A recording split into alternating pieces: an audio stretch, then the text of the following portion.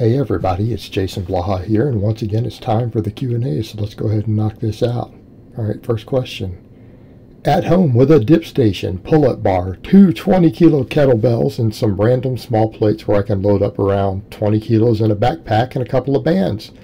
I'm still a novice, by the way. I was wondering what kind of setup I should use. I was thinking low box squats with banded good mornings and other body weight leg movements. Then weighted chins and dips for the upper. Do you have any suggestions on how to set this up regarding its volume and whether to do an upper, lower, or full body? Thanks for the great and informative content, Coach. Looking forward to seeing that 600 squat. No, I'd go ahead and do an upper, lower. I do an upper, lower. There's no point in trying to do full body when you don't have a bunch of weights, because again, you're not really going to get the full benefit. I would go ahead and do it as an upper, lower. I think doing low box squats using those kettlebells would actually be pretty beneficial. You can start with one of them and put it into a almost a goblet squat onto a low box.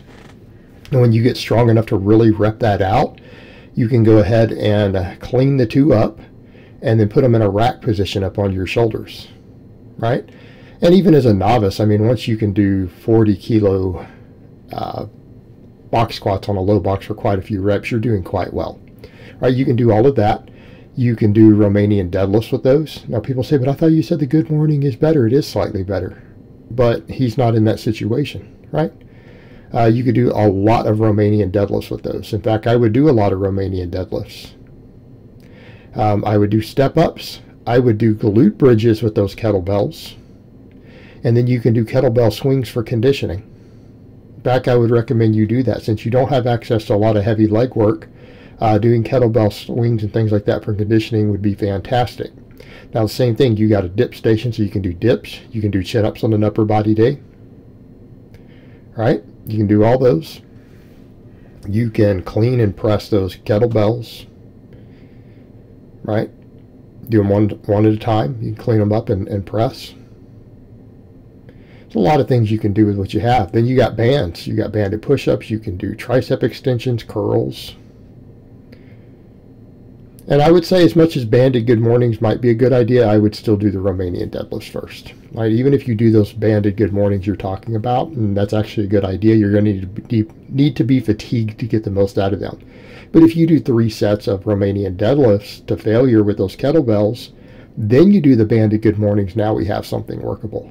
So you have plenty. As a novice lifter, with what you have, as long as you push it aggressively, not with aggressive volume, because you can only handle so much volume, you'll be fine, right?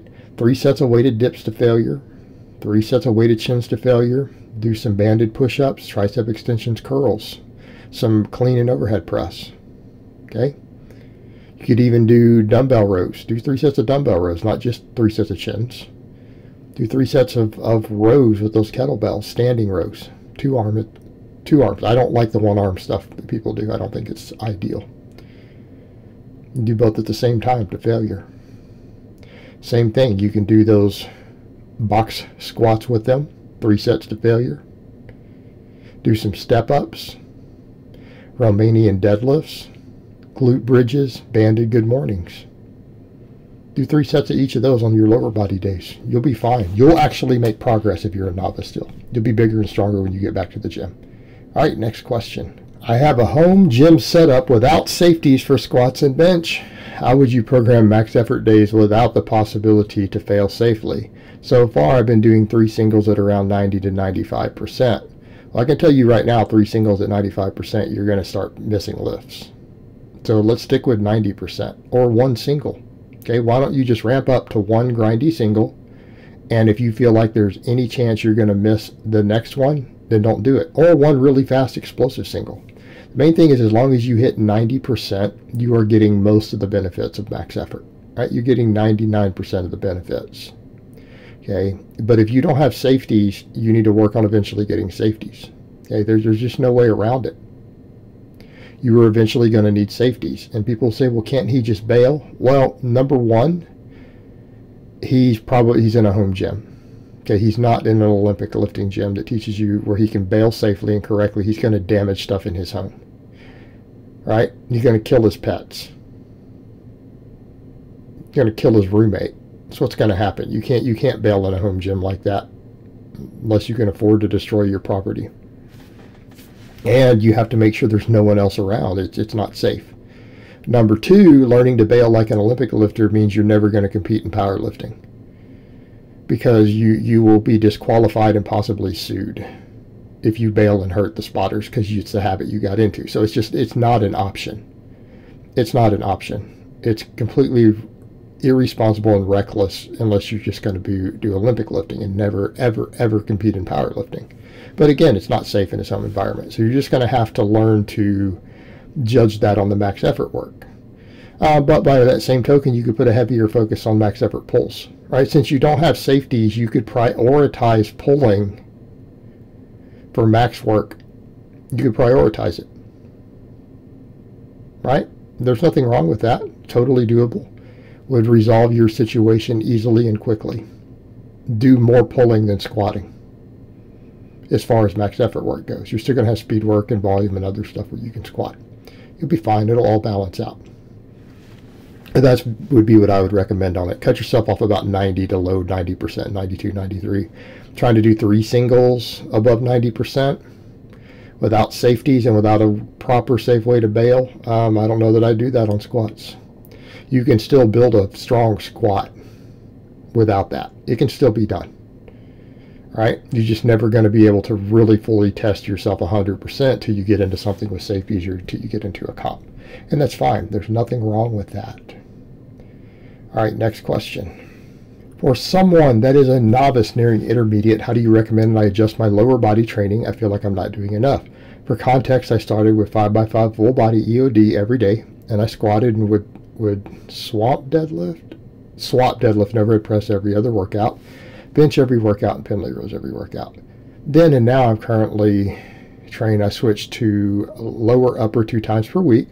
On the first lower body day, I do squats 5x5, deadlift using wendlers. I can't even follow all that. Skipping the deloads because I'm still a novice. Glute bridges and pendlay rows for volume. Where's your posterior chain work?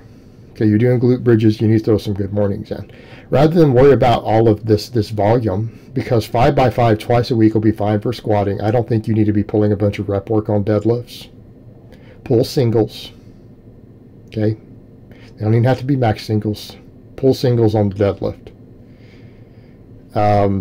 You're doing 5x8 Romanian deadlifts. I don't know. Your volume is plenty high. I don't think you have a volume issue. But if you need more training volume, drop those Romanian deadlifts and do more good mornings. You can do a lot more volume of good mornings. Okay. I mean, and compare your total volume to mine. Like, look at what my weekly volumes are. What do my weekly volumes look like? And then compare that to yours. You probably don't need more volume than I have. It's all going to be relative to scaling on weight.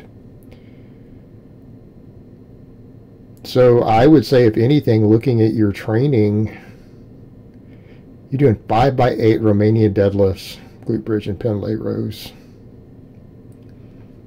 after a 5x5 squat. You don't even need all that deadlift volume that you've got. You don't need that much deadlift volume. I don't know. I mean, and your program's totally workable. I don't think you should be doing 5 to 10 rep sets, though, on the glute bridges or pendlay rows. Why are you doing less than 10? Take those up to 10s. Take those up to 10s. Same thing with the Romanian deadlift. I mean, you're doing 5x5 squatting. Why don't you just do 3 limit sets of RDLs? If you're going to do them at all instead of something like good mornings, why are you doing 5x8? Why don't you just do 3 sets to failure? 5 sets of RDLs on top of 5x5 squatting is a lot of axial loading. Just get your fatigue in and be done with it. And that's if you want to keep the RDLs in. I don't think you need to be doing 3x5 deadlifts. Right? Why don't you just pull 5 moderately heavy singles and then do good mornings afterwards. That would be a lot more appropriate on your day one. But if you're thinking your volume is too low, you have lost your mind. The volume you're doing right now, you're going to struggle to maintain it as you get stronger. You might find that it's actually too much in terms of just total axial loading and fatigue and recovery. Like, you're going to need to be bulking to do that. You better not be trying to maintain body weight. Just throwing that out there. All right, guys, well, that's really all I have to say on that today. I hope it's been informative, and I will talk to you guys next time in part 2.